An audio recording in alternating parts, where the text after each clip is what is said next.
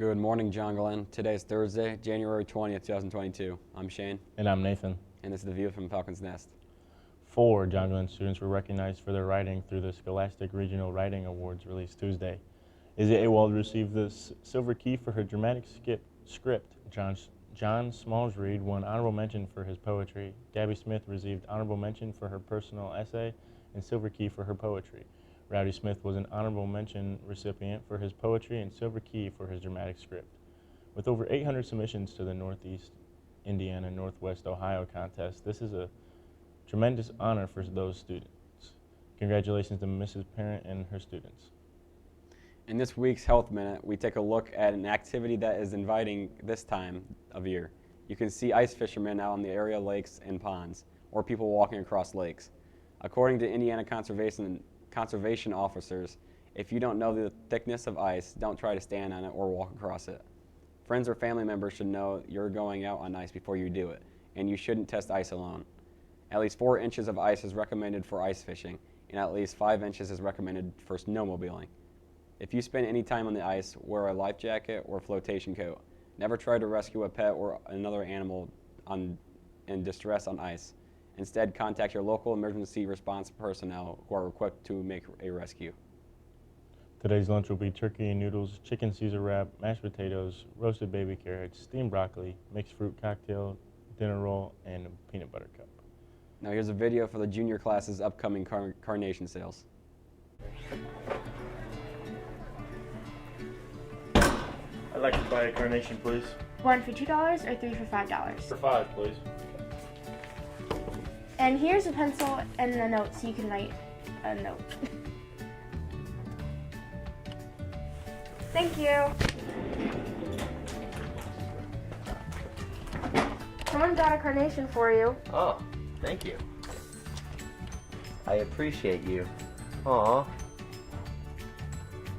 It's a good thing those juniors are selling carnations. Oh, it sure is. January 31st to February 11th, the junior class will be selling carnations in the cafeteria during lunch. 1 flower and chocolate costs $2, and 3 flowers and chocolates cost $5. Class representatives will be available in the cafeteria during all 3 lunches. Flowers can be sent to any building in the school corporation. Make someone's day and buy a flower for a friend.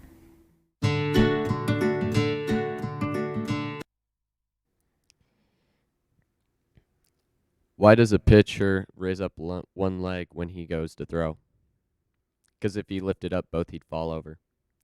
For today's weather, it is going to be mostly cloudy with snow, and it is going to be 21 degrees with a real feel of 22 for the 3-day forecast. Friday is going to be 23 with a low of 15 and cloudy. Saturday is going to be 26 with a low of 15 and mostly cloudy. And Sunday is going to be 21 with a low of 12 and also cloudy. Now, back to main desk. The Lady Falcons defeated the Lady Cavs of Culver in the first round of Bi-County 65-20. The Falcons were led in scoring by Kennedy Hayden with 19, Lauren Fansler had 15, Mia Hooten had 14, and Jessie Alaska had 9. The Falcons resumed play in the second round on Thursday at LaVille. The game will be at 6:30. The John Glenn girls continue to do well in the Sagarin power ratings. They are now 43rd in Class 3A and 132 overall in the state. What's interesting to note is the trend line for the Lady Falcons, who have now beaten 3 of the teams ahead of them in the power rankings, including St. Joe last week. The boys now are ranked number 5 in Class 3A by Indiana Max Preps. The Falcons have the 2nd highest rating in any public school in Class 3A. The John Glenn Falcons have risen to number 2 in the Associated Press 3A ratings. That's up from number 4 last week. This week's rankings have a distant northern Indiana flavor. Northwood has taken over the top spot in 3A, and Chesterton, which is undefeated, is the number 1 team in Class 4A, with Penn at number 8, following Glenn. And 3A ratings are Mishawaka Marion, Brebeuf, Chittard, Leo, Sullivan, Brownstown Central, Newcastle, and Peru. Connorsville, Nortwell, and Culver Military are 11 through 13 in the poll. In Class 2A, Central Noble is number 1 and North Judson is 13th. Triton, which lost to Glenn earlier this year, remains the number 7 team in Class A. Argus is 10th. A third quarter spurt and increased intensity on the defensive end led the Falcons to a first round win in the Bi-County on Tuesday night. Glenn improved to a 13-0 record despite a spirited effort from the Cavaliers. Glenn jumped out to a 10-point lead thanks to the big first quarter from Bryson Hanna with 9 and Joe Dolinsky with 6.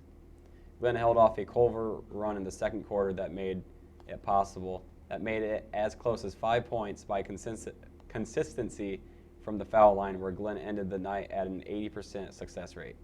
Silas Kaser carried the offense in the second half, tying the game high with points at 18, and Jack Porter knocked down a 3 as the Falcons began to pull away. Glenn is now a perfect 13-0 and will face the Cougars of New Prairie in the first semifinal at LaVille starting around 6:30. That's all we have for today. Falcons, have a great day.